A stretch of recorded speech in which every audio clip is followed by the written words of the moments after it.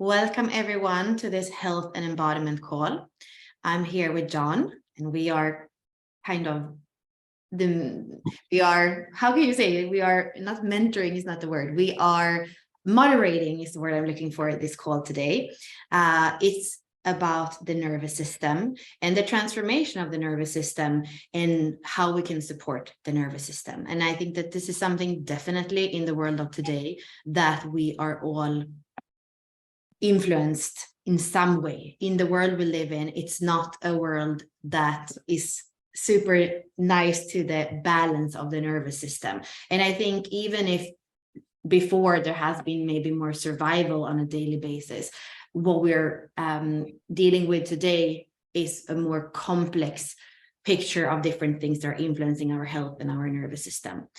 For today's call, I believe there are no right or wrong answers. It's really about this conversation, dialogue, informal way of coming together and share our experiences, share our tips, what has worked, what hasn't worked.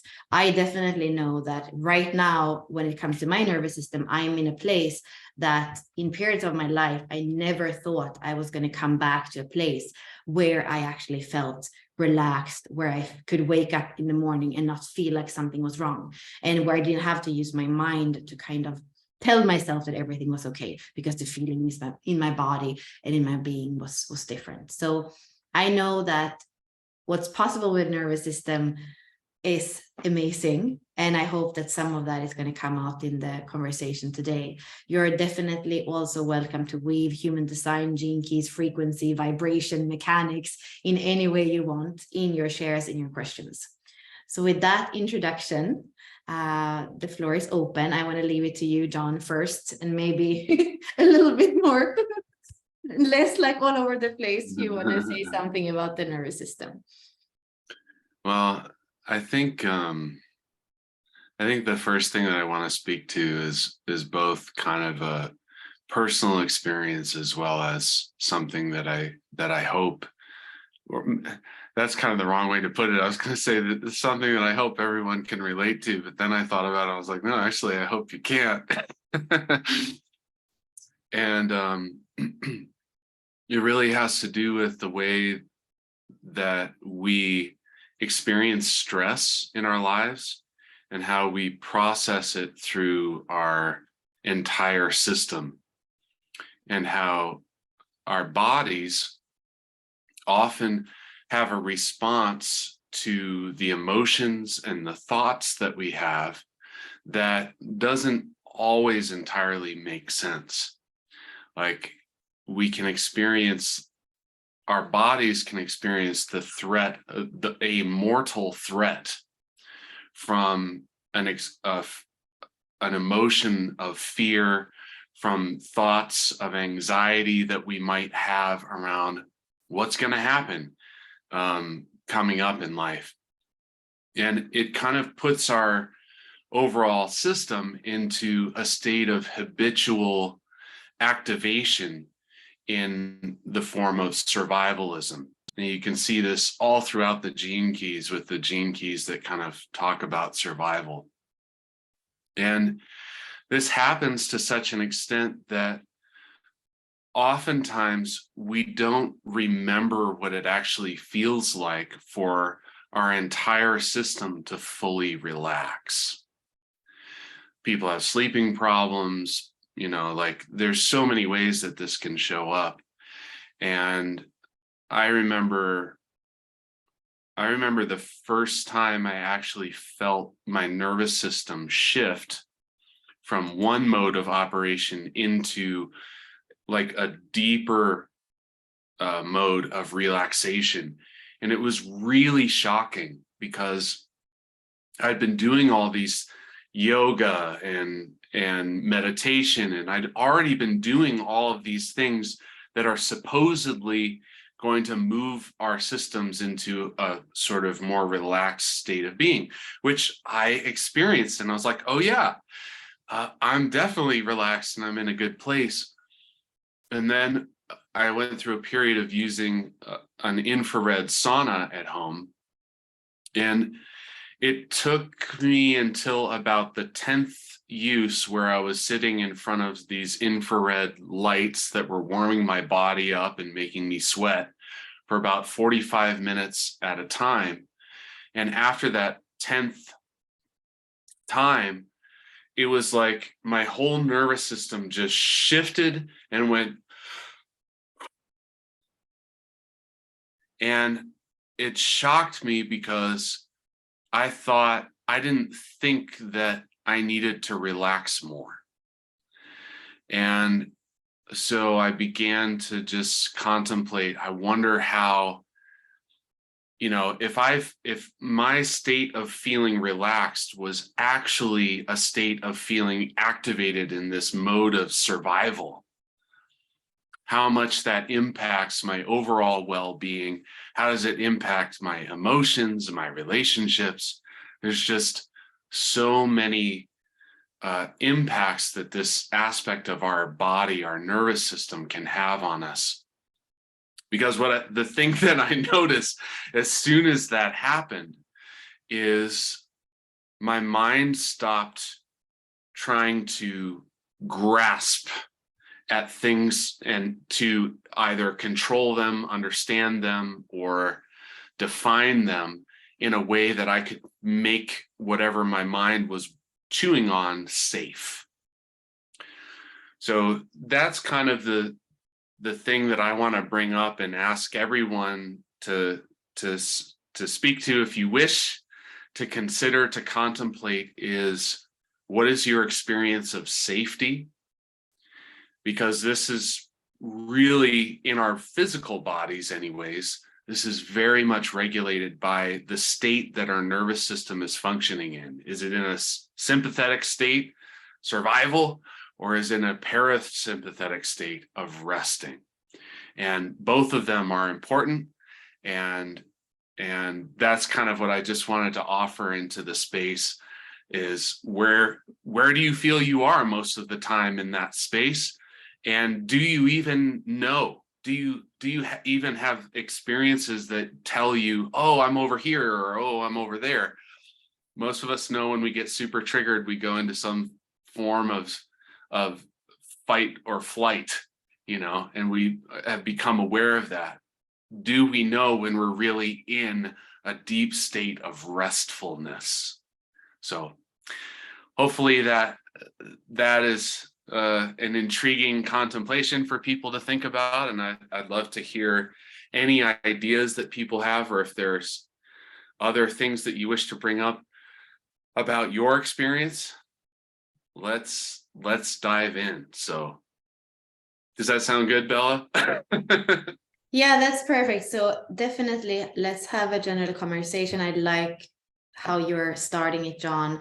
And then, like we always say at the end, there are openings for questions also about Purium. This is a call that is sponsored by Unlock Your Design and Purium. So we have the possibility to answer questions about the products and the support there as well. But let's just start from more of a human design, gene key, human perspective of just being here, and that feeling of, where are you? Like, that's interesting for me in our community. Like, where are we at? And it seems like this is something a lot of people were already in the waiting room before the call started. And usually, we might be around 15, 20 people, but you kind of drop in and drop out. And today people were here, ready to speak, ready to be on camera. So please take the word. If you want to just unmic, you can. If you want to use the electronic hand, you can as well.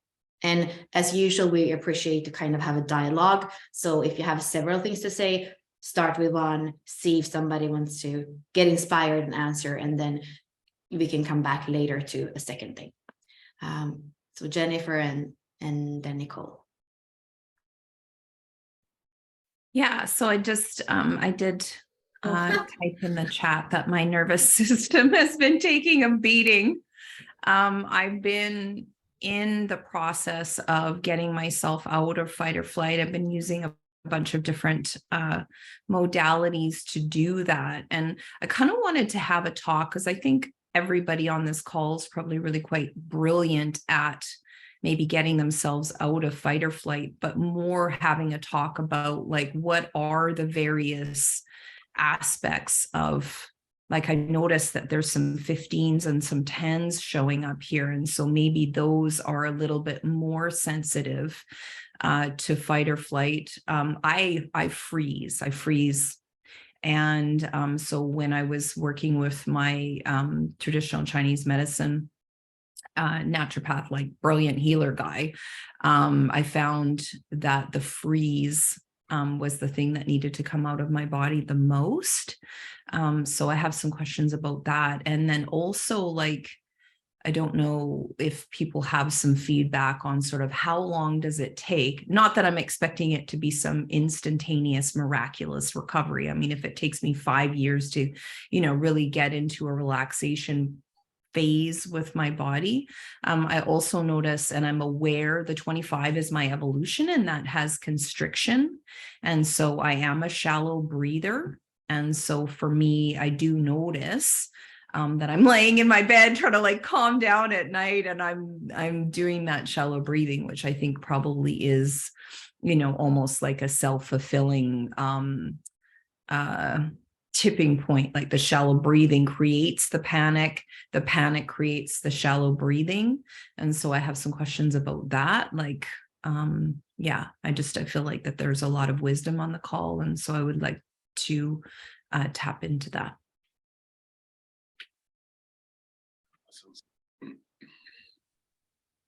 You want to start, John, or how do you feel? Yeah, sure. The first thing that I think we all connect with is our breath. And in varying degrees of awareness, in the different immersions, Bella, I know you include breathing as a practice, and the breath is directly connected to the functionality of the nervous system. So you might notice when you go into a stage of fight or flight that your breath will increase like this. But in some of the other forms, and when I'm saying that, this is a primal level that we have not laid other social appropriateness on top of. And in some of the other forms, another one is to suck in and hold. Now, you may be more familiar with one or the other. And in the context of the gene keys, depending on which one feels more familiar, it may give you some clues about whether or not when you experience a shadow frequency, whether you're in reactive mode or repressive mode. The reactive mode is the heavy breathing, I'm about to explode, and the holding your breath is the repressive mode. And so a lot of times when we notice things like shallow breathing, for instance, Jennifer, you were bringing up, that would move us into more of that repressiveness. And what's interesting is that we can look at it and go like, oh, I favor repressiveness. I'm in my shadow. That's why I'm breathing this way. You can also do it the opposite way when you become aware of the breath pattern and say, I notice my breathing is shallow. I'm going to start to take several very deep breaths. Big sighs and maybe a big yawn, a fake yawn, like let yourself do a big old yawn breath. And usually what'll happen is that your nervous system is going to get a different signal, and that's going to start to produce different emotional experience in your system.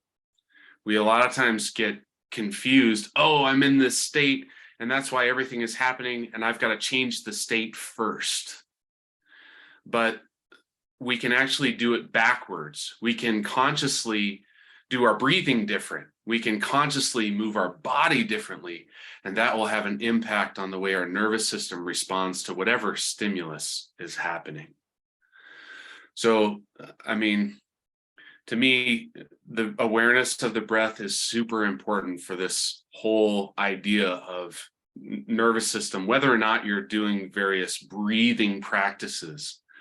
But it's to notice, are there little moments during your day or activities when you just hold your breath? I do it all the time. Like it's like a reflex, you know. I start concentrating on something and I'll hold my breath while I'm trying to do something that's sort of like tactile and physical. And I'm like, oh, what am I even afraid of? You know, I have no idea. And it doesn't necessarily matter for me. So that flow of breathing is right at the forefront for me. Yeah, I love that. I mean, that might even be a question, like when you said, what am I even afraid of? Like I was tapping into, because I do have the 25.2. And, so that's part of like trying to see a bigger picture and trying to get everybody, this is my own interpretation, trying to get everybody on the same page and like loving everybody and not even being aware of what love is for me in some cases, and then I have the 18.4 and 18.6. And so it's like some sort of weird ass perfectionism bullshit. So it's like, that's what I'm afraid of, not being perfect. Yeah. Beautiful. So if you notice you're not being perfect, think about how you're breathing. And then that may be able to shift your relationship to that energy as it moves through you and allow more space for the frequency to change. Mm-hmm. Which will in turn eventually shift your nervous system. It may not take 5 years. Could take 5 days or 5 minutes. Maybe it's 5 months. Mm-hmm. But your nervous system is incredibly responsive to these types of ways of using your awareness. Mm-hmm. Well, and then hanging out in your conditioning field. Of course. I'm feeling much more relaxed hanging out with you and Bella anyways. Well, we're happy to have you. Thank you. I really appreciate it. I just wanted to add something with the time frame that you were saying. I mean, for me, with everything in life, whether it's business or my body, time is the hardest aspect to actually predict because it just seemed to be that. And I think that sometimes we make ourselves wrong because maybe we've had a super stressful period, we've done everything wrong, and we start to do everything right, and it feels like it gets worse. And in the small period of time, it might be you have been like we have all probably felt that when we were kids or working, you're working, and then you have holidays and you get sick because the body's like, I need to recuperate. Like, you're not going to give me some rest. I'm going to take some rest now that you're stopping.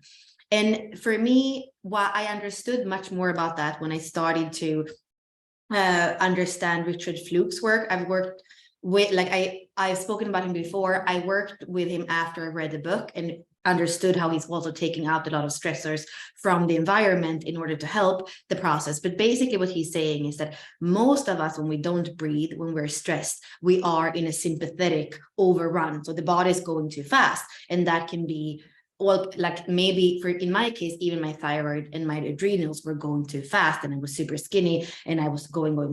And then I started to do things in a way that was better for my body.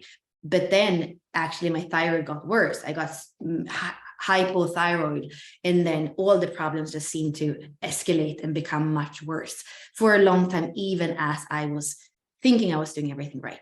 And that took years. And what he explains is that when you are in when the sympathetic nervous system is overrunning, then the body needs to go into parasympathetic. Whether you're doing things right or wrong, it's going to come a moment where it kind of turns off, and the body is going to, in that state, it's going to ask you to rest, to just stop. And often it puts on water weight, fat weight. It's kind of that kind of cocoon that the body is trying to create. You're going to feel probably super tired because the body is asking you to have that environment so the transformation can happen. And many of us are taking that as, okay, I'm doing everything wrong. I'm having the wrong diet. This thing doesn't work. And then we try many things that if we would just have stayed with one thing or have a little bit more patience, then it would have worked for itself. So I think that's important. He speaks about 6 stages of healing, and the 3 last ones are kind of those that where maybe we don't see so much improvement. And I think that the thing with a lot of us here that's quite intelligent and intellectual, like we cannot wait to make ourselves wrong or say like I'm, you know, and that's why sometimes we're a little bit too intelligent to actually listen to our body and let things take the time that they take. Yeah, I can reflect back that was one of the things that I did know about myself. I've got the whole 1949 channel. I'm really freaking sensitive, and that is my superpower. And I remember reading in the 19 that if you had sort of a shocking childhood, that maybe this is my interpretation of it, that actual like talk therapy and different things like that aren't going to be a good avenue for you. And I would say for me, the energetic work that I did and the acupuncture that I did with my healer was unbelievably helpful. Like, you know, I've been to talk therapy, and, you know, in most cases, like I used to just joke like, oh, well, I'm just going to go cry for an hour. And that was okay. But it also felt sort of mentally invasive. And I'm actually not here to be mental. Like I don't have anything. Like I'm like, there's nothing up there. I'm here to be aware. I'm here to be instinctual. I'm not here to be mental. And so, yeah, that really makes sense to me. Thank you.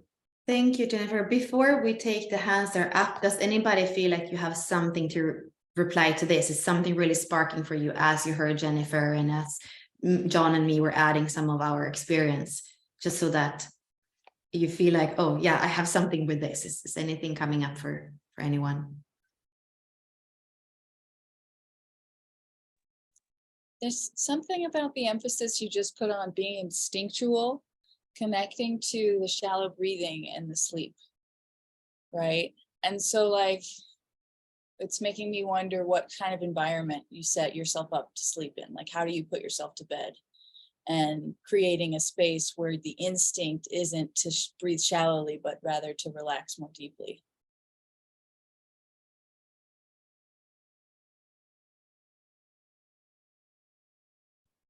Do I reply?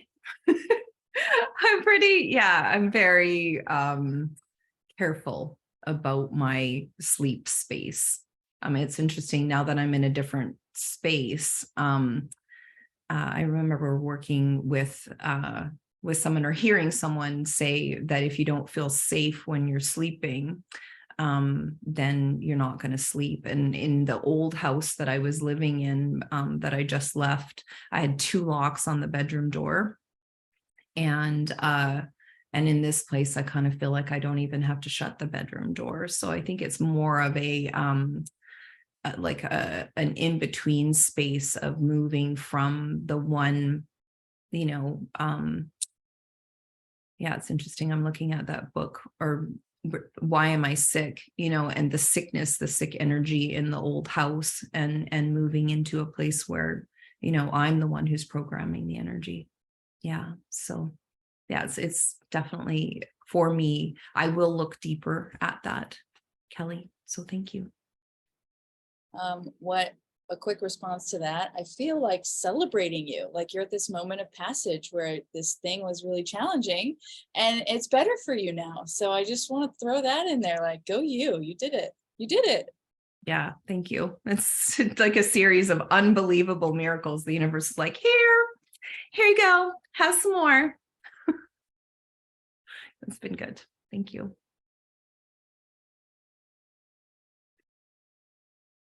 Okay, so let's go to the next Jennifer.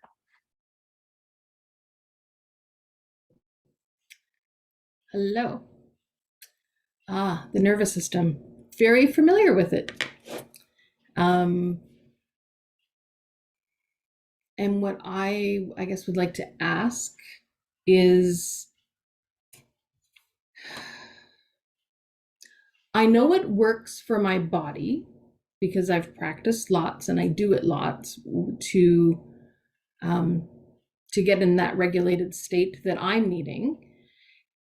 And what I'm lacking, or what I'm sensing that I'm lacking, is the words around it. So for example, I wrote in the chat area activated relaxation, and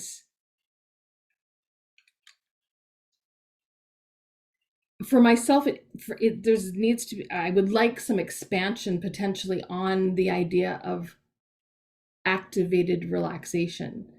And with my understanding, at least my nervous system, I have experience of depression, anxiety, and all that good stuff. And if we relate it to gene keys, I have the 57, the 34, all the spleen stuff. So I react to my environment. And well, we all do, but relating it to gene keys,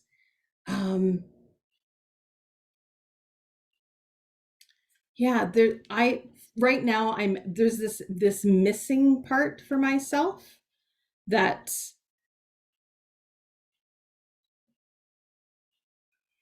there's something missing. And in this moment, with the topic of the nervous system, there you go. And it may be at the very end that I'll find that missing, or maybe in a year's time. But I'm just putting it out there that I'm feeling that there's this missing part. I want to just ask you, Jennifer, like, when you notice that there's something missing, what's happening around you, or what are you feeling like in your body? Like, even while you're talking about it, what are you feeling in your body?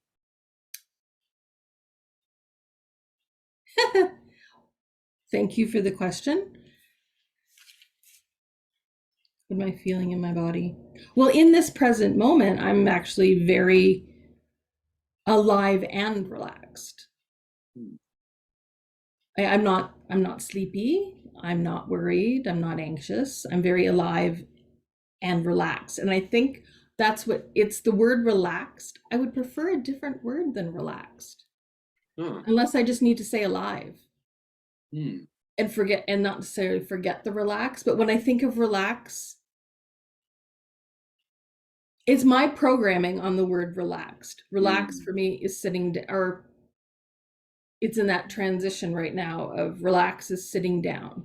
Relax is waiting. Relaxing is non-movement instead of relaxing and playing hockey. Relaxing, like, if that makes it's that, well, that's where I'm feeling it. Yeah. I really noticed that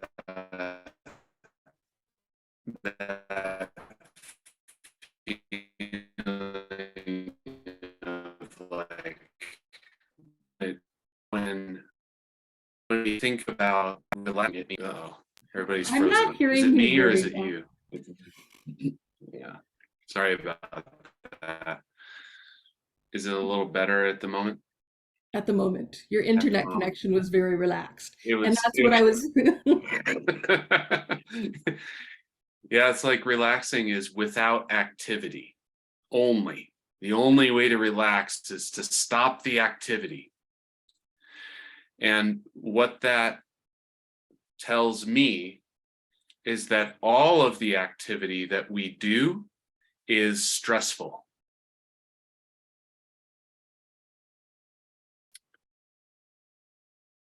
And so when we think about relaxing, we have to get rid of all of the activity because we don't know how to relax while being activated. And then, you're talking about adding layers of meaning onto the word, and all of that stuff, of course, also happens.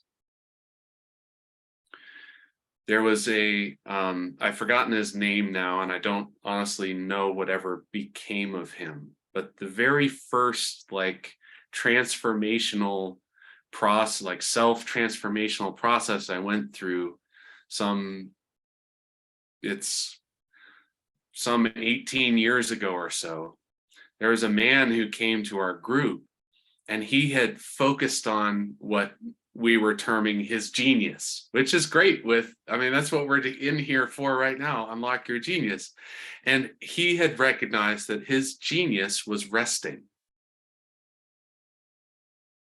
which is another word for relaxing.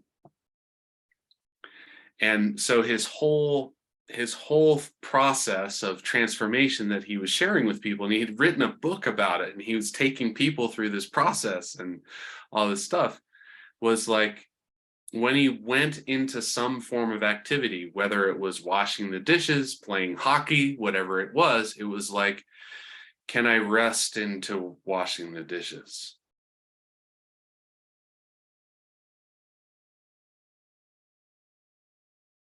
And that was the whole thing.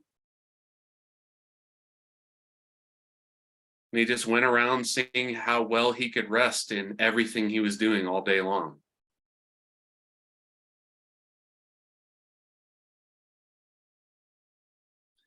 And I think what that is about learning how to be activated without activating that survival mechanism. How do I take action without the action being tied up in my need and fear of non-survival? Like, if I don't get the dishes done, what axe is going to fall? Or however that activity is tied into a consequence that we don't want.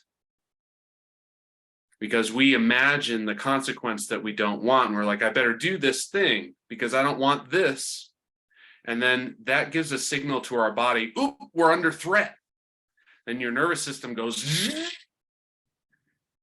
except we often don't do the thing that our nervous system is telling us to do, which is either like fight the threat to death with your physical body, run away from it screaming, or, some of us do the freeze these days. And there is some value in that too, in terms of allowing the nervous system to process, So how do you feel about that, Jennifer? What's your feeling about resting in activity? Intellectually, totally get it. I'm still, the word rest is Not the one. Is not the one. And that's okay. I will get over it or through it. I'll get through it. Like, it's not stopping me from doing things. It's just, there's that, the conditioning of rest equals inactivity. Even though I know it's not, in my brain, it's still in my body, rest equals, or I'll transmute that shit soon. Yeah, and I think that sounds like an awesome possibility too.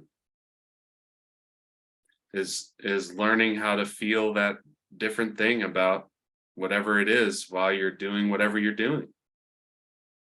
It's a possibility. You can make it mean whatever you want. Well, and that's the thing, unless I just forget about the word. I do what I do. Yeah. Yet I have a tendency to label. Maybe just do things without labeling, and I'll try that. I think that's awesome. The approach. I like that.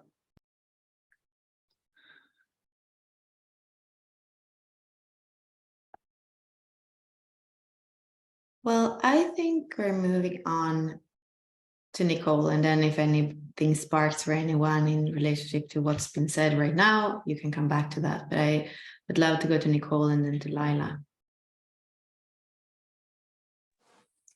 Thank you to the two Jennifers, because you've both brought up many things. And it's interesting listening to what John's saying. Yesterday, I actually had my somatic bodywork session done. And it's interesting, this topic as a general thing. One, I think it's a collective awareness is growing. There is so much more information out generically about nervous system, vagal theory, dysregulation, regulation, the whole thing. I think it is a collective level of awareness. So there are those of us that are ready to work on it individually, but I think there is a slowly rising awareness to allow the collective to change as well. So that's one side of it. But it's interesting listening to the fight, flight, which is the most common ones. And I grew up only hearing those two, not knowing that you can also have fawn and freeze. And I basically birthed into freeze. And I've been in freeze for 50 plus years. So when I do a body work, when you were talking about the holding breath, I was doing body work yesterday, and she gave me permission to stay holding my breath. She said, because your body will eventually breathe. So stop fighting this reaction that your body is having about it. So I think that's something that with the intellectualizing and the mental sides of us, we go, we should not do this, or we should be doing this, or be it the activity or the rest or the relaxation, as opposed to allowing our body to actually do what it needs to do to unlock. And in my case, it's actually a metric ton of freeze in my body that I actually incorrectly see as flight. So I respond differently, not understanding what my body is actually physically feeling. And I'm someone that's got, I think I'm technically an emotional generator, but I have the defined sacral, the defined spleen, and the defined solar plexus. So I've got lots of emotional waves, lots of that stuff going on, and yet I can't feel any of it until recently. So this whole process with the human design and gene keys, that's how I found it, because it was like, surely my body is trying to tell me something. And my nervous system is so dysregulated that I actually oscillate between the two extremes, which fits my gene key profile because I'm the cross of extremes. So I can be incredibly down and very, I think that's the parasympathetic, where you just don't, I dissociate completely from my body. I stop breathing, or I do like today, I talk at 1,000,000 miles an hour and I'm breathing fast. So I've gone the other way. And at least I've now got an awareness of it. So this call is quite fascinating with the timing as well, to hear other people's journeys about it. But the thing about relaxation and rest, I think for some of us, we need to work through the process to get to relaxation. It's not we can just go relax. The thing that you mentioned, John, that can I rest into? I did a variation of that many decades ago when I was single parenting. I took is this going to be the end of everything if I get this wrong? And I have the 18 as my purpose, an 18-1. So it's in the body. I take the one lines is very in my body. So I think that when we are learning our nervous systems, we need to be gentle with ourselves, especially if we're older, because we didn't know better and we've been stuck in those certain ways, possibly for decades. I know for me, essentially my life. So I've got to be gentle with not just forgiving past me or being kind. I did the best I did with what I knew, but to undo that amount of work, it may take a short amount of time. That would be brilliant. But I also have to be gentle with myself and go, this may take some time.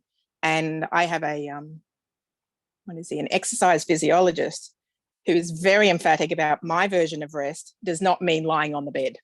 He said, you don't do that. It will stress you to lie on the bed. And it does. I get really stressed by it. So mine are doing things like colouring in, or things where I just go into a flow state. So my brain is off with the fairies doing its own little thing, and my body is learning to calm itself down. Now, I don't know if that's also a defined sacral thing as well, being the creative aspect, as opposed, I've got a defined root, so I am physical, but it's finding for me activities that let me calm myself down. And the other big one for me is going out into nature or staring at plants, like looking at the trees outside at worst. If I'm really catching my breathing, it's just like, just stare at green and just let my body reconnect to the biosphere of the planet. So they're the sort of cliff notes of what the two Jennifers have said and what John has said and what Bella has said, and my own little bits as well.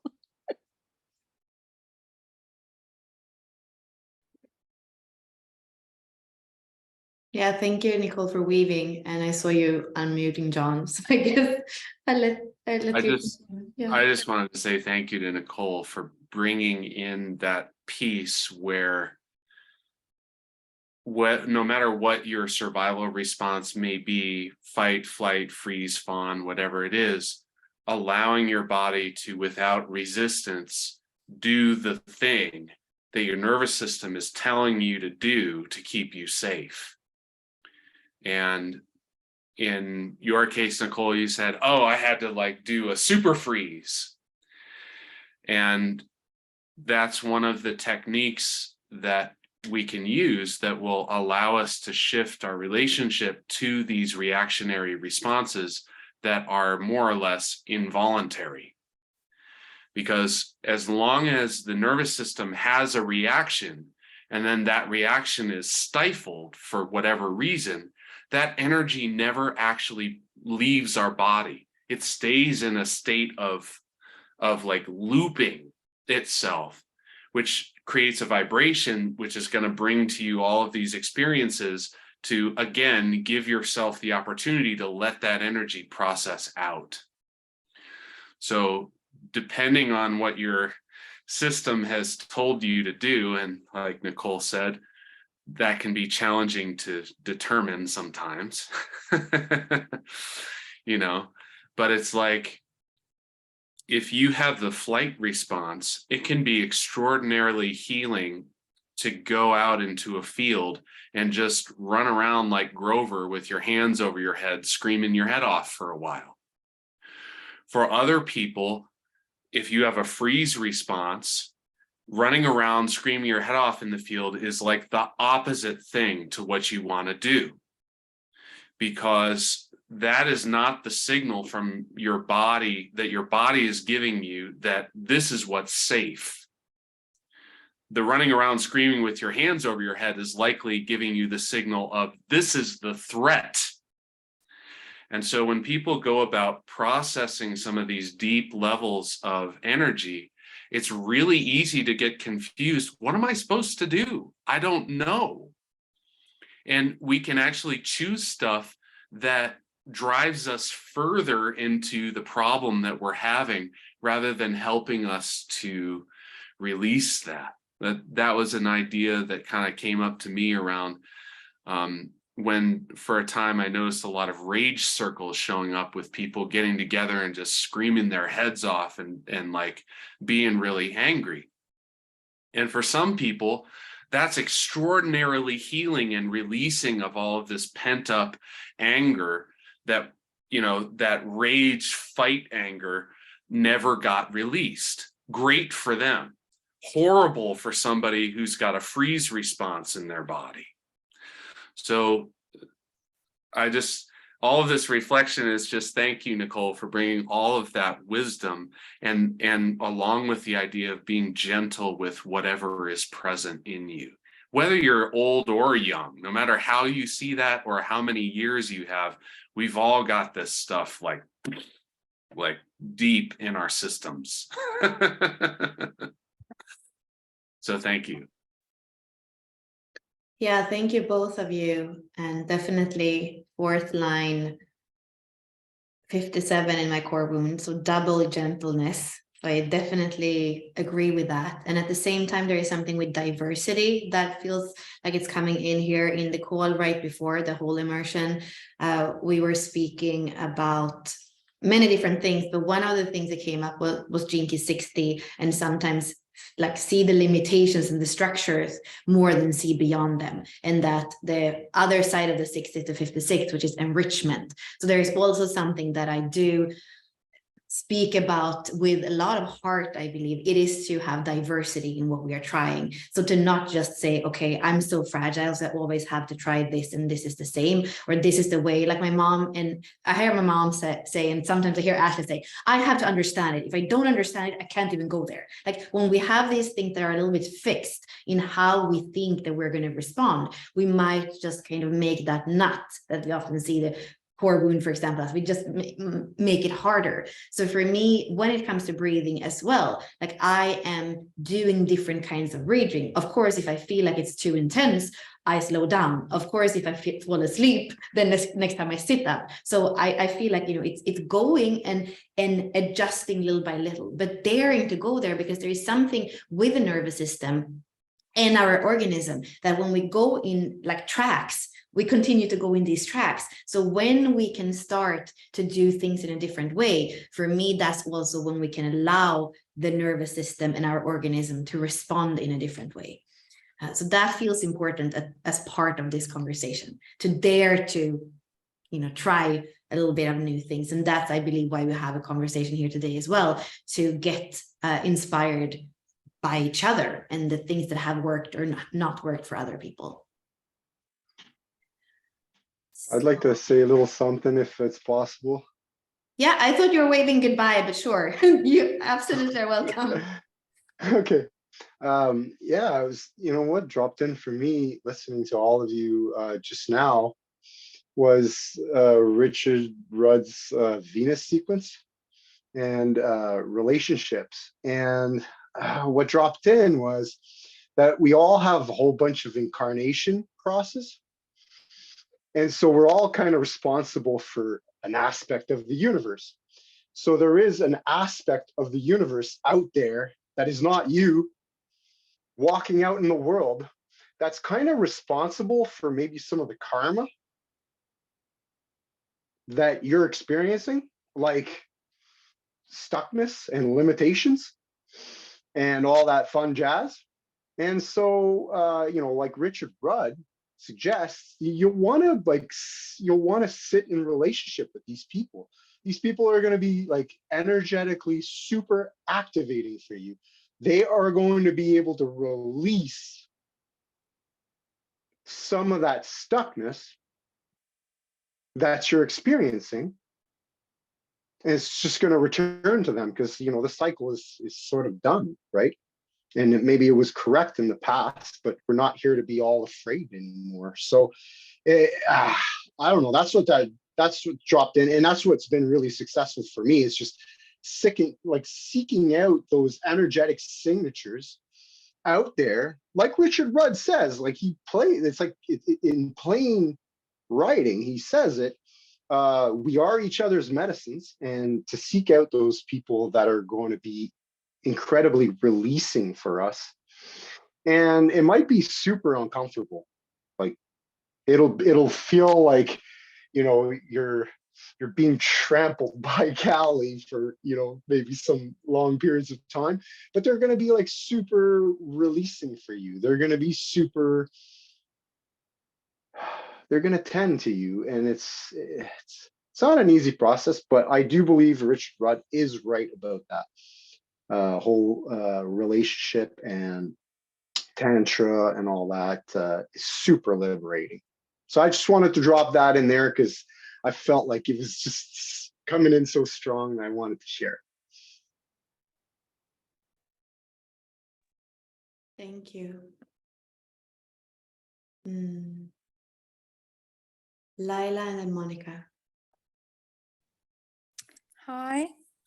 I want to start with something that came up when Jennifer and John were talking, because Jennifer mentioned the gate 10, and I do freeze when I feel that people are inappropriate towards me in a way.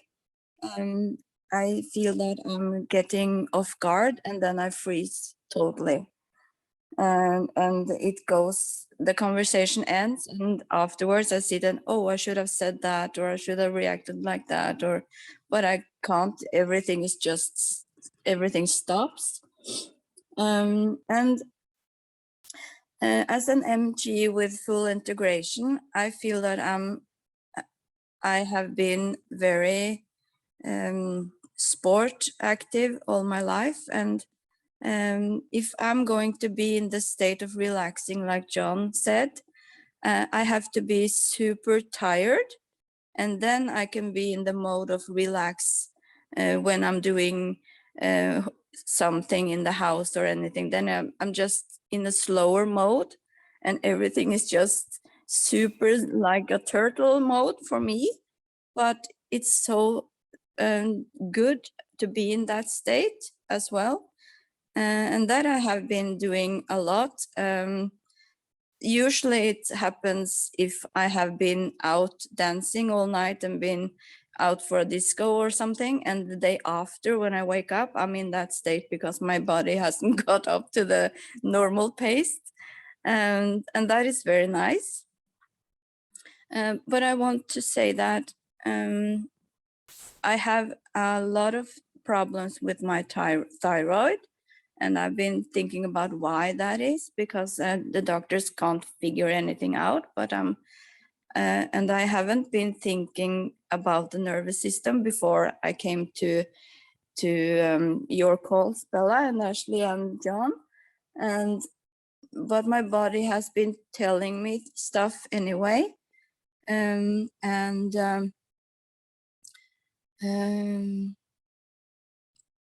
I'm thinking that since I have been in a relationship, and it's not been stressful in a way, but at the same time I haven't been feel relaxed before. I was alone for, I think it was 3 weeks, and then I felt that now my body relaxed. And it's not that it's so much going on, but I feel everything in other persons because of my open solar plexus, and I haven't been aware of how deep this is going. I have been aware of the highs and the lows with anger and happiness and sadness, but not the really, really low feeling of what other people are feeling. So even if people are happy around me, I can feel how they are inside, and that is really affecting me. And I have thought that this is mine because I haven't had any recollection of that it hasn't been mine. So it took me 3 weeks before I was relaxed in my body. And that was very eye-opening for me because I haven't felt like I have been in a stress mode, but at the same time I have been like that.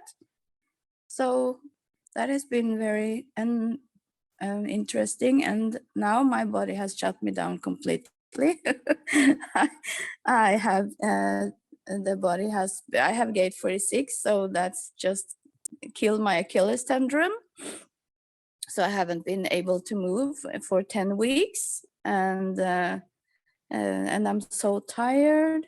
And usually I'm sitting on my computer with human design and studying and everything, and now I can't do anything. I'm just relaxing and just letting go of everything, and I just see how that is going to be in time. Maybe something is going to be healed. I'm just listening to my body now, and it's very nice. Yeah. And I also had a call because I have 10 channels, and all of the channels are going up to my only gate 20 in my throat. So it's a lot of pressure to get spoken and to get out of my mouth. And now this few months I have been choking my words. I don't find the words. I have really struggled to articulate myself, and that has been surprising to me because I have felt before that I have been very good in English, but all the words just stops in my mouth. And yeah, so it's been a very interesting period. Yeah, thank you. Thank you, Laila. I heard the 34 that I know that several of us on the call have as well, the gate 34.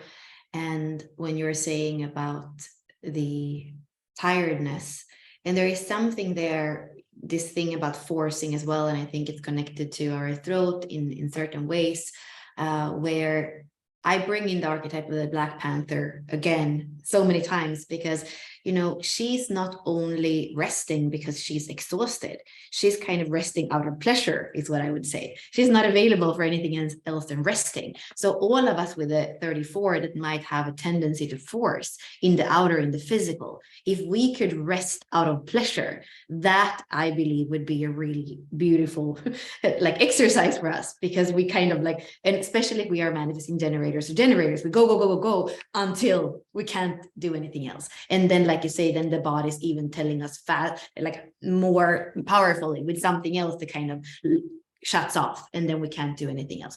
That felt important. And I also felt with the thyroid, like how many of all of us are really truly expressing our truth. Like that, we have all the motor centers that are in the bottom of the body graph, the root and the sacral and the emotional and the ego, and all that energy that's there wants to come up and manifest through the throat. And whatever frequency we live those channels that go up there, or if we have a split, like how does it even come up to the throat? Ashley often speaks to that, like how does thing even come to the throat? So I think that there is one thing, like how are we actually able to express our truth? And the other things, how are we forcing in our life where we have to express something that isn't our truth? Maybe we have to work at something every day where we have to speak about things that really don't interest us, that are nothing with our truth to do. So then we are forcing that part as well. And actually, it seems like my experience and having spoken with different analysts in human design and people that do the holistic part of human design, it seems that it's more in the defined centers where we overuse and where we actually physically, biologically get sick. Because if we have nothing there, it's not consistent. Yeah, it can strain on it, but it's not consistent. So in defined throats, that's often also where we are overusing them, or using them in a way that is forcing, going back to that shadow frequency that we see in the 34. So these seems like things that are related to what you say. Again, not really an answer, but things to be aware of. And somehow for many of us in this call, because so many of us I know have the 34 in our charts. Yeah, so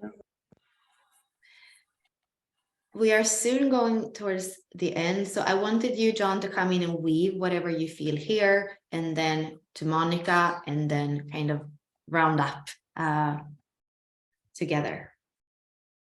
I don't know that I have anything to add. Or did you want to bring in okay, so let's take Monica and then we can round up and bring in the phone as well. Yeah, let's do that. No, I just wanted to say thank you, because this has been incredibly freeing, completely a different way of looking at it than what I obviously could identify within myself. But having come into the world in this freeze response, being in it all my life, it felt normal. There was nothing that I would have said was abnormal until I went through a real crisis 5 years ago, when everything had to shift and change. And realizing that I wasn't breathing properly, I couldn't breathe. And I have spent my life busy, obviously trying to run away from this terrifying freezing response of, because in my world it was, which I found out through hypnosis, was I wonder what's going to happen to me. Like, am I going to be the next one to die? I was in fear of this death. But as I went through this whole healing process, couldn't figure out why was I gaining more weight when everything was so beautiful in my life. Like all this stuff that I was attracted to, I loved it more and more and more, but it was gaining more and more weight. Anxiety was finding me. It was just like more of a crisis that I was sitting in. But I realize now that, thank you, Bella, for that story that you were telling about, however you worded it, was basically when you go through the healing process and then your body doesn't know what to do with that, and realizing that my body has been sitting in, like, loving, almost thriving on the chaos of life. But what I was really afraid of, what I was running away from, was the stillness. because stillness was not an acceptable thing in my life. Like, you stay still for long. I mean, in my world, it was my dad was like, if you were still for 1 minute, the abuse would start. So as kids, we were always frantically pretending we were busy so we didn't have to face that. But that was also something I came into the world with. So it continued, but realizing that, like, in these last 5 years, my life is so beautiful. Everything is going so smoothly. And that was the time I started to gain the weight and the anxiety started to show up, because I don't know what to do with this stillness. Like, this has just been in this aha moment of going, what do I do? Everything is so calm in my life. And I'm creating the chaos within myself, saying, what the hell's wrong with you? Why can't you lose the weight? Why aren't you out there walking? And it's like, I've taken that chaos that I'm so used to, and now I'm just doing it to my inner world, because it's not in my outer world whatsoever, because it's that stillness within that that's almost frightening. It's like, what do I do if I'm still? That's when my nervous system starts going on overdrive. So thank you for that. Just a really beautiful way of illuminating this, to give myself permission to be in this stillness, that nothing's going to happen to me if I'm still. Like, that to me feels like stillness feels like a death, when the busyness felt like life, because it was just chaos happening all the time. It made me think I was alive. And the stillness makes me feel like it's a death, like there's nothing happening, it's too quiet, so I create the chaos to not feel the death. Like, wow, this has been amazing. So thank you. This has been really freeing. Thank you so much. Thank you, Monica. And just because I know you a little bit, the thing I wanted to add here that I hear as well archetypically when you speak, is also the axis Scorpio and Taurus. Like, Taurus is really slow and savors life, and it's in relaxation and in pleasure. And Scorpio is in constant relationship with the other, and it has that kind of, the depth, the intensity, the chaos, sometimes the death. But so there is something, because I have a very similar thing in my chart. My sun is Taurus, but I have a lot in Scorpio, and my moon is there. So there is a conditioning to also identify with that intensity and feel like that is life, but actually it's kind of just spinning in one sense. So I recognize what you're saying, and I understand what that kind of mindset can do with our body, with our biology, with our nervous system. And it's a way of being wired. And how do we rewire that? Because wherever we are in the chart, whatever planet or whatever concentration we have in one sign, programming partners in the gene keys, it's always the polarity point, the other side of the wheel, where we want to create an equilibrium. The same thing as we want to have an equilibrium between the left brain and the right brain, between the masculine and the feminine, between activity and relaxation. Like, it seems very beautiful and very important here. And we might have a preference for stillness, or for activity, for intensity, or for just like not doing anything. But for all of us, there is something, again, to dare to try to feel into why that preference, and to see how we can find more of an equilibrium, where we are including instead of cutting off or numbing off or freezing off. So you very much inspired me in your way and understanding the psyche, which is also Scorpio quality. I understand the psyche by hearing you, and I have compassion for me and for you and for humans. So thank you for bringing that. Yeah, no, thank you. That makes a lot of sense. I got to be rewired into stillness. like poof. Thank you. Thank you, John.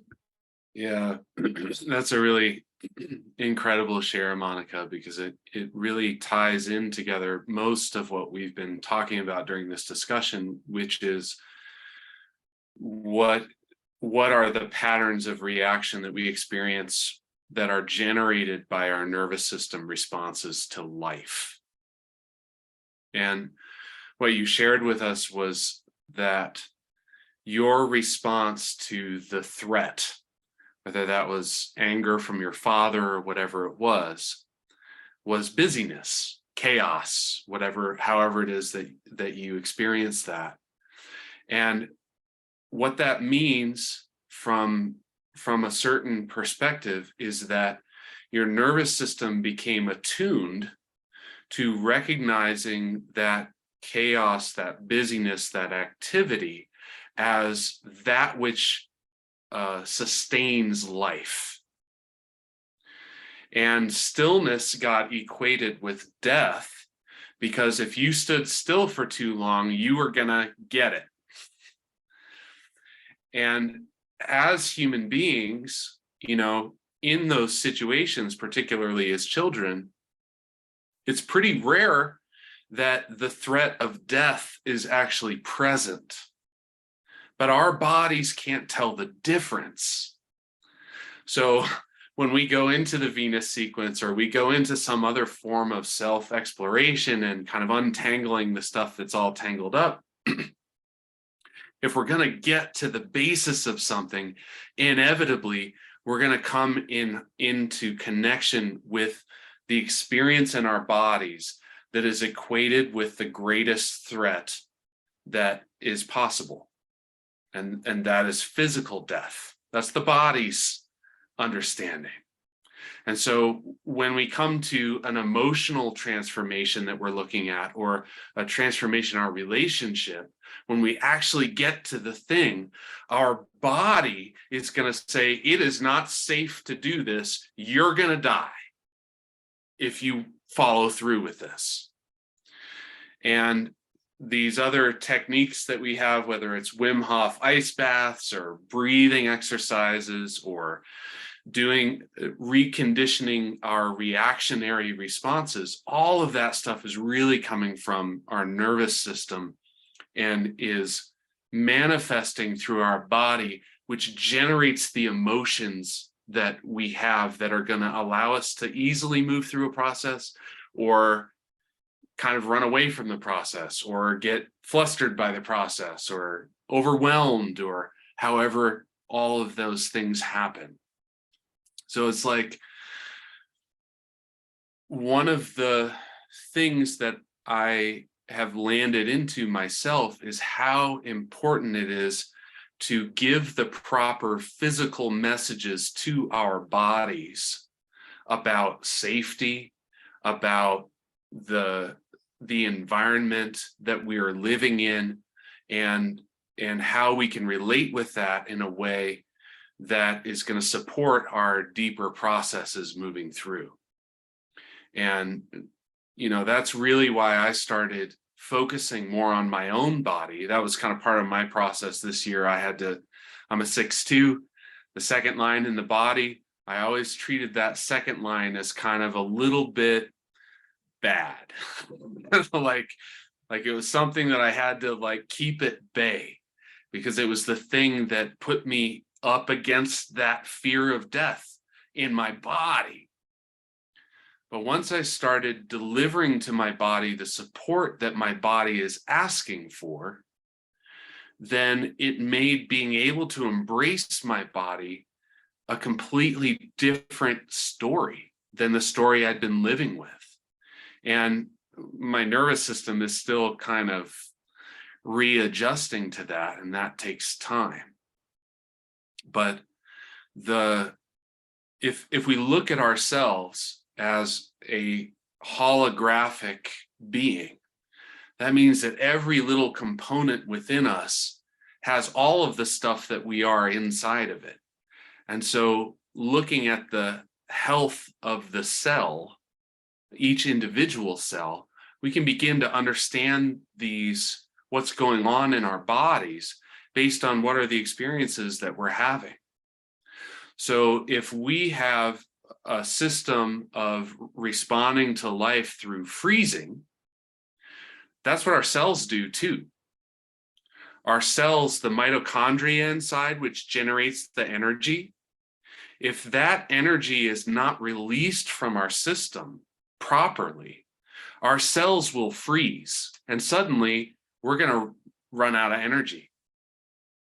If our response is to fight, that's what our cells are going to do, and they're going to fight each other. That's what happened to me.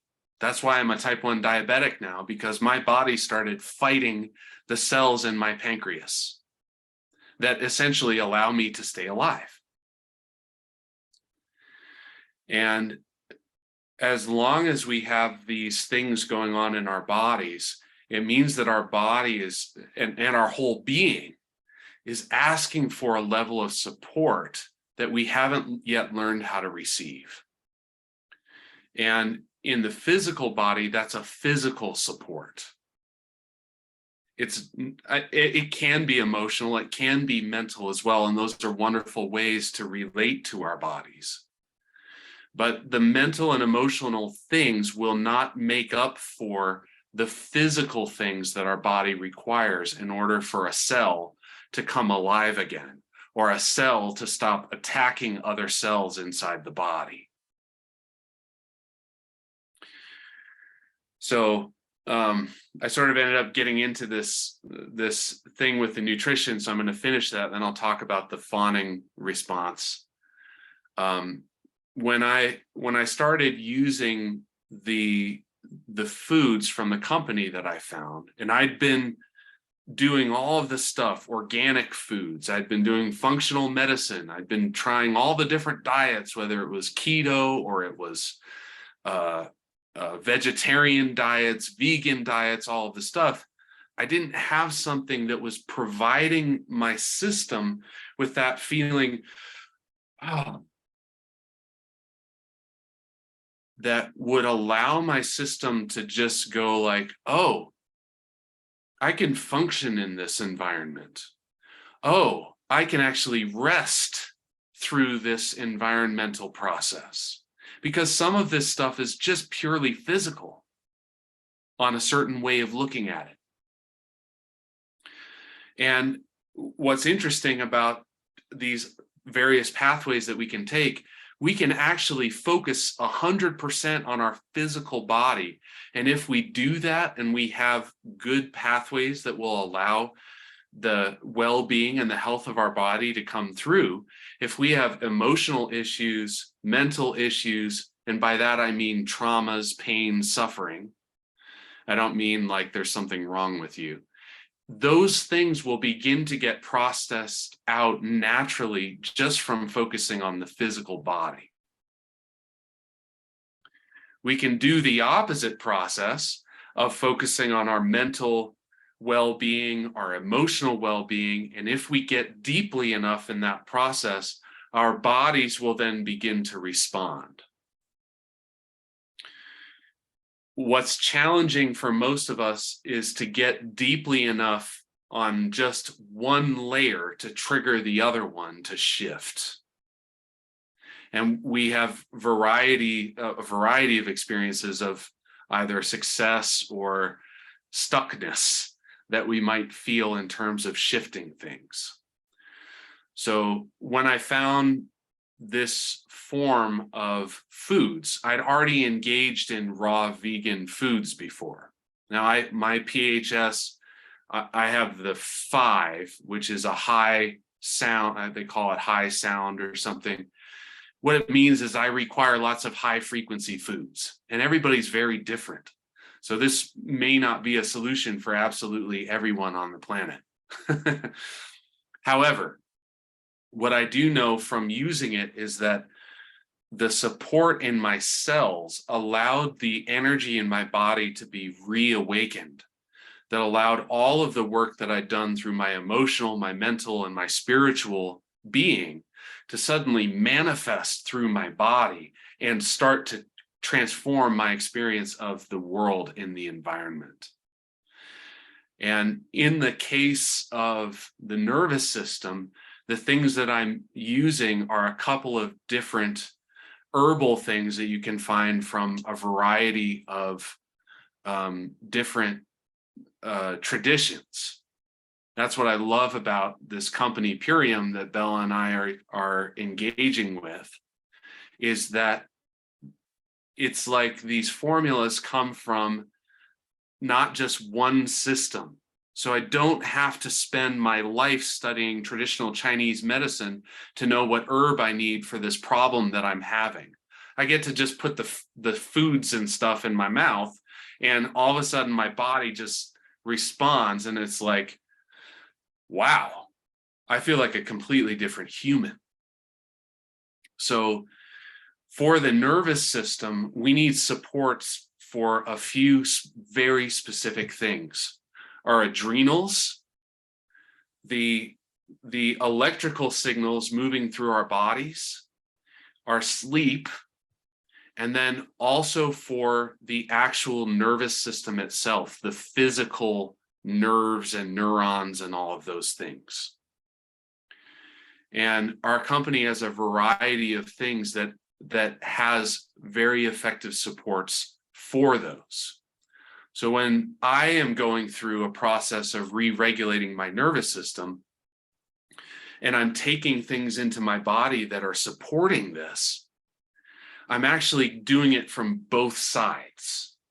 I'm both doing the like physical, mental, emotional stuff, while I'm providing my body with the tools that it needs to make the physical transformation a reality.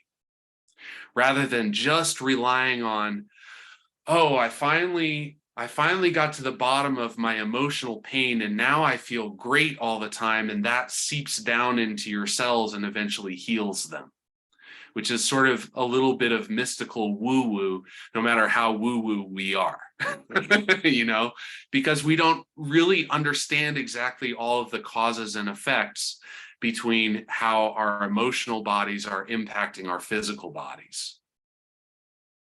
But when we're able to give support to both sides, we can do the venous sequence while supporting our adrenal system to replenish itself. Suddenly, we're going to be able to access energy that we may have lost entirely for a very long time. So that when we go through the process of going like, all right, I need to go through this exaggeration process of my fight or flight, fawn and freeze experience so that I can free up my energy and release it. Not only does it work, but we are allowed to totally shift in a completely different state of being. And that state of being is sustainable rather than being like, oh, I did it once and we were talking in the whole call, oh, we've got to bang our head against this Eden loop about 20 times. In fact, I believe the words Ashley used were 20 bajillion times before we actually get to shift. And I'm kind of like, why? I mean, yeah, I resonate with that. And what if we could do it in a different way? And thank you, Layla, for joining us. So a lot of times I would love to go into the various products specifically that are supportive. One of them for the nervous system specifically, I just want to speak to so that you can look into it if you want, is white American ginseng. Now, we look at ginseng usually as an Asian. It's in traditional Chinese medicine. It's in a variety of things that it's used for. And you may find it in supplements as Panax ginseng, I believe is what it's called. But white American ginseng, and it comes in a wide range of varieties. So the effectiveness of it will depend on your source of it and what is actually in there. And what's been showing up is these studies, mostly with animals, where these neurodegenerative conditions like Alzheimer's are being reversed with the use of this form of ginseng. Normally, the other types of ginseng are stimulating in nature. White American ginseng is the opposite. It has the same impact that you may have understood or heard about cannabinoids, CBD, as a calming impact on the body, but it doesn't have a neuroreceptor connection that it's fulfilling something that's missing. It's actually providing something to the physical neurons that make up the nervous system that is helping them to create more smooth connections across your system.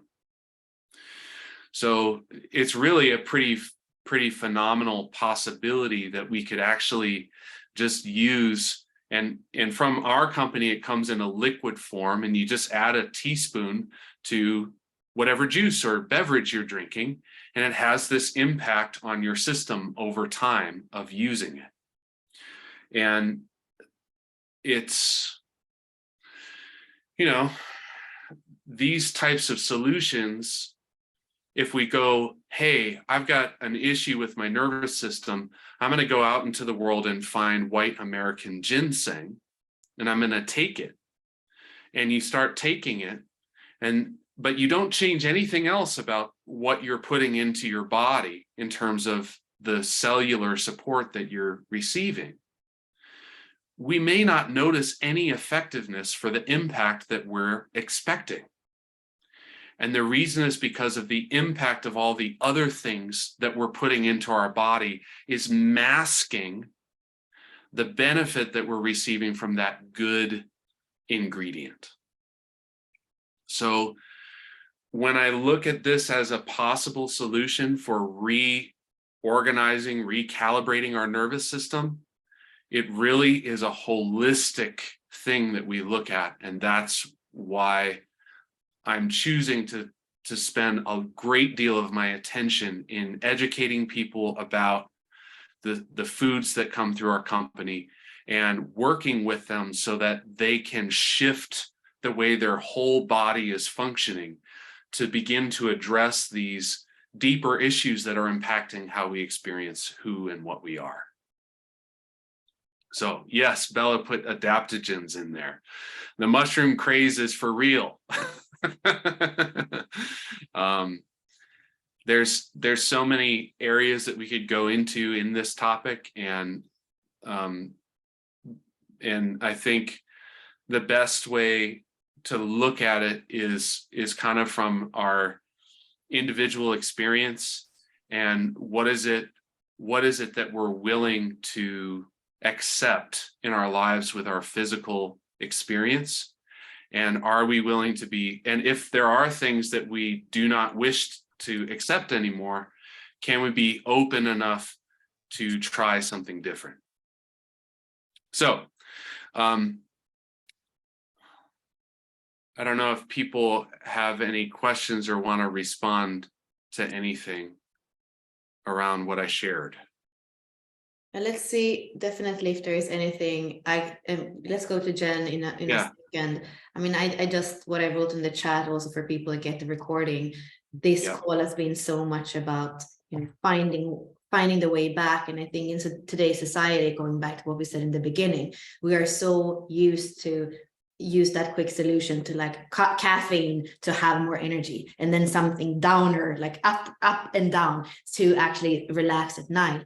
And where we can find those natural things, whole foods or natural supplements that can actually, adaptogens, like we took that example here, that can bring us to where we are in the middle, where we are balanced, where we're in equilibrium, and to start to see our body, the world, everything like that, rather than, oh, let me put on the gas a little bit, or let me break a bit. Like that kind of becomes a life that is like this. And how can the nervous system and the body live like this? That's the image that I'm seeing in front of me, you know? So that's why, that's for me why Purium has been just supporting me in something that's not that extreme, like going back to Nicole, like, you know, the extremes of turning on and turning off. So, and the way that you explain it, John, it's beautiful. So thank you for that. And then Jen, if you had a question or anything to add, please. It wasn't a question, but it was something that I wanted to add about what John was saying. I've been using Purium now for about 2.5, 3 months. And the difference that your body feels, nervousness feels differently now. There's more stillness in it. It's just how it all intertwines together. And you can't explain it. You just know it in your body because you're feeling it as it happens. As you're going through all this emotional thing, there's more stillness to it than was there before, just from giving yourself the things that your body needs to make it heal and better. How's that? That's beautiful, Jen. I'm happy to hear you're having that experience. It's very, very common for people that really commit to using these foods have that depth of transformational experience in their bodies. And you know, Jennifer mentioned, does it revitalize the myelin sheath when I was talking about the American ginseng, I believe. I don't know that specifically for certain. There are these little compounds inside of ginseng called ginsenomides. I've got that wrong. I haven't said it quite exactly correctly, but those are the ones that are responsible for there is a revitalizing impact.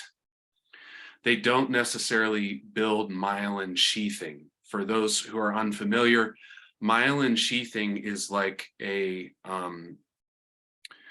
it's like an encapsulation of the actual nerves that is a buffer between the nerve and the rest of the environment that the nerve exists within. And they've discovered that when you learn a new task, there are new connections that get created throughout your nervous system. And as you learn and master a task, myelin actually is generated around that nerve area. It's like a sheath. And over time, as we age, oftentimes that sheath, that myelin, it begins to degrade and dissipate.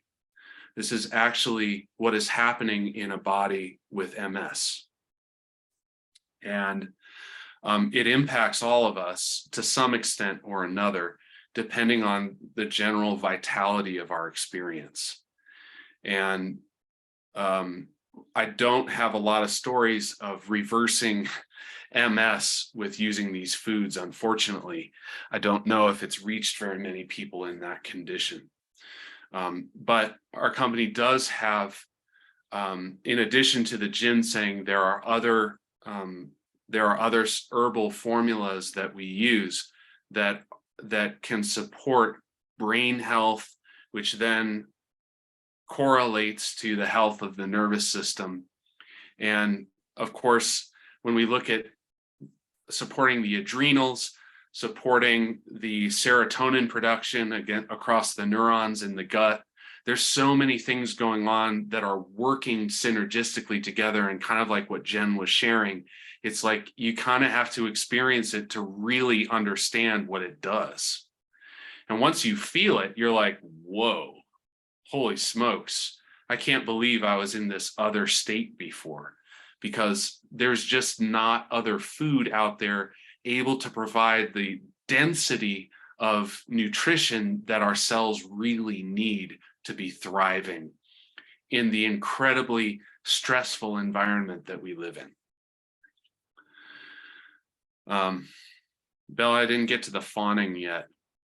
Well, I have another call, so I think that's gonna have to wait. Or can you do a 2-minute version? I'll do a quick version. How to overcome fight or flight, fawn, or freeze. The first step is to not try to overcome it while it's happening. The second step is when you've reached a state of relative calm, to play with your identified response. So in the case of fawning, you want to go into that state. And the method of overcoming it is to exaggerate it, to make it cartoonish in nature. So if it's flight, that's when you need to go out in the field and do the whole Grover, scream your head off with your hands over your head and just run around like a crazy person. Or if it's freeze, you need to like scrunch yourself up into such a tight little ball that you think you are trying to disappear. And get to that point to where your body feels, I disappeared. If it's fawning, whoever your trigger is or whatever experience is triggering you about it, get so exaggerated like they're a movie star and you've got to get their autograph and you want to take your selfie with them and all of these things, so that you can go so far overboard that your nervous system goes, okay, we've got this, and your body will relax. Yes, mindfully exhaust the response. It's a beautiful idea that Jennifer just put in the chat for us.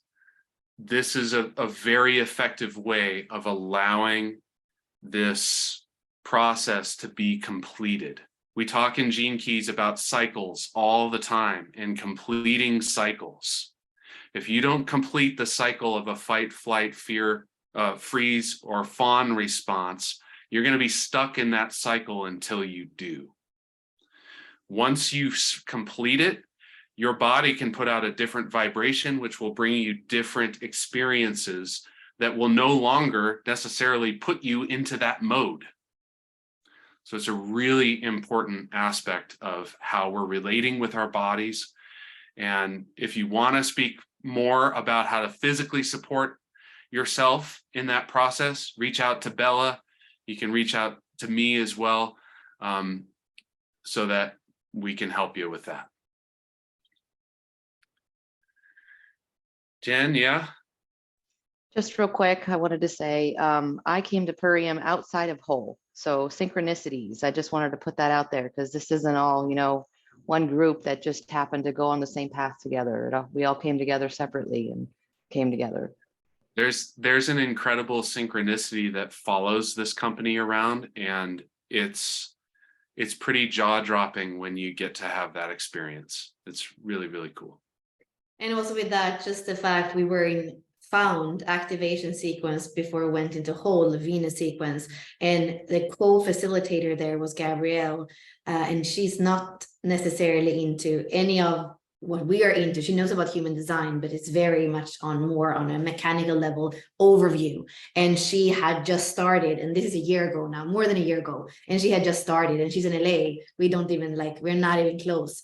So there is definitely something, and we can say that is following the company, but also there is something that's happening in us, in the community, as we're coming together in wholeness and including more and supporting the densest. Because when we are addressing things in the densest layer, all the other more subtle layers are going to benefit. Like Jen, how you so beautifully said, like when I have more support here in the densest, I can move through the other layers, emotional, psychological, the other things, and it feels different. So yeah, this call has been for me a confirmation of that, and then so many beautiful things and kind of different perceptions when we speak about the nervous system. So super rich. And I think we can maybe find ways of coming back to the nervous system in a little bit more narrow way, so that we can kind of learn about it step by step.